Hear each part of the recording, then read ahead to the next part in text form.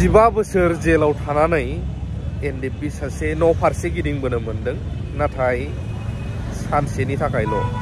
दा बेनि गेजेरावनो इउनाइटेड फराम अफ एक्स एनडिएफबिनिफ्राय मानगोनां सारा न'खर भिजिट खालामहैनानै मा फोरमायदों नोंथांमोननो बर' रायजो राजाफोरनिसिम फोरमायनो गोसो जायो। बेखौहाय क्रेडिट दा थांगोन मेनलि भिडिअआ जोंहा आदा मिथु बा मानगोनां सार चक्रजितनि समनिरा चेनेलनिफ्राय। सानथुबु समनि अननाय सिबिनाय गोसोनाय थाबाय। नंगौ, नैबे चिरां जिल्लानि सिङाव थानाय दुलिगाव गामियाव जोंनिनो सासे बर' हारिनिनो गोख्रों एनडिएफबिनि मावथि बा बारग' एनडिएफबि, दायो बिथाङा हारिनि थाखाय, जाथिनि थाखाय, राव हारिमुखौ रैखाथि खालामनो थाखाय एनडिएफबिआव जयेन जाखांनायनि उनावहाय नांफुनाय समावनो बिथाङा दिनै हमजादों।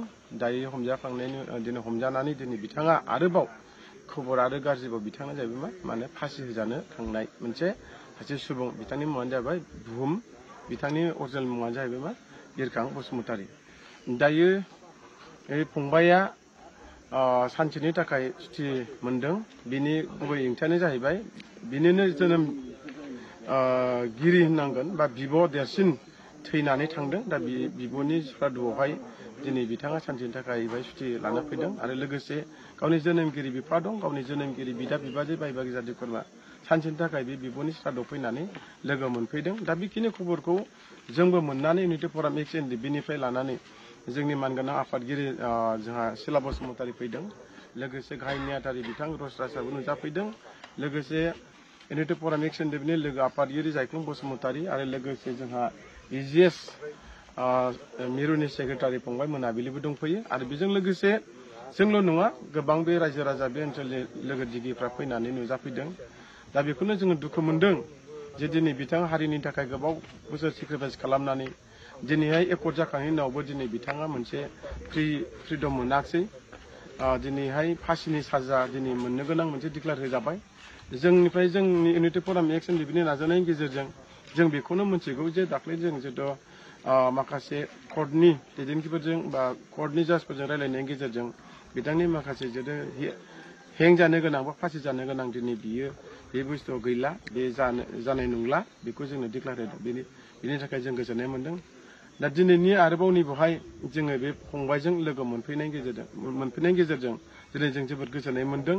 आरो दिनै बिथांनि न'खराव दिनै गाबगु 15 बोसोरनि उनावहाय दिनैसो खेबसे गावनि गामिजों लोगोसे बिफा, जोनोमगिरि बिफा आरो बिब'नि सारादुआव दिनै बाहाय गासिबो बाय बाय जाथि खुरमाखौ लोगो मोनफैदों। आरो बे खाबुआवनो जों इउनाइटेड फराम एक्स एनडिएफबि बा बारग' एनडिएफबि फैदों। आरो बेजों लोगोसे जों रायखांनांगोन, जोंहा सावरायग्रा बिथाङाबो फैनानै थांदों, बे जों लोगो मोनदों। आरो बेनि सिगाङाव जोंहा बिथां EM रन्जित बसुमतारी फैदोंनो जों लोगो मोनदियासै। बिथांमोनखौबो बिथांनि सानसेनि थाखाय फैनायाव सुथि लाना फैनायाव नुजाफैनायनि थाखाय जोंबो गोजोननाय बावहरदों। बिथांमोना दिनै हाजारब्लाबो जांख्रिथायारि लोगो हिसाबै दिनै बिथांमोना बाहागो लाफैनो थाखाय जों गोजोननाय मोनदों। बेबायदिनो जिखुनु समाव जोङो बारग' एनडिएफबिफ्रा जों ज'यैनो कपारेट खालामलायगोन मिजिंथिदों। आरो जोंनि दानि बिटिआर सरकार आरो आसाम सरकारखौ मिजिंथिदों जाहाथे जोंनि एनडिएफबिनि गासैबो जेल जानाय केसफोरखौ लानानै एनडिएफबिनि क्लजफोरखौ लानानै गासैबो समस्या थाबैनो जाहाथे सल्भ खालामो, बेखौ जों इउनाइटेड फराम एक्स एनडिएफबिनिफ्राय सरकारनाव जों आपिल खालामनाय थाबाय। आरो फंबाय बुहुमा दिनैहाय जेखिनि फेमिलिखौ लोगो मोनफैदों बिनि थाखायबो आफा इसोरनिसिम जों आर'ज गाबदों। फंबाया दिनै इसोरनि माखासे मददनि गेजेरजों जोनोमगिरि बिफा गामिखौ मोनफैबाय, जोंखौबो लोगो मोनदों। बिनि थाखाय आरो इयुनफ्राव बेल' नङा, आरो गुबुन जेलाव थानाय लोगोफ्राबो बेबायदि खाबुखौ आसाम सरकार आरो बिटिआर सरकारा न'खरनि सुबिदा उसुबिदा समाव जाहाथे हेल्प खालामो, बेखिनिखौ जोङो इउनाइटेड फराम एक्स एनडिएफबिनिफ्राय गुरैयै खावलायनाय थाबाय।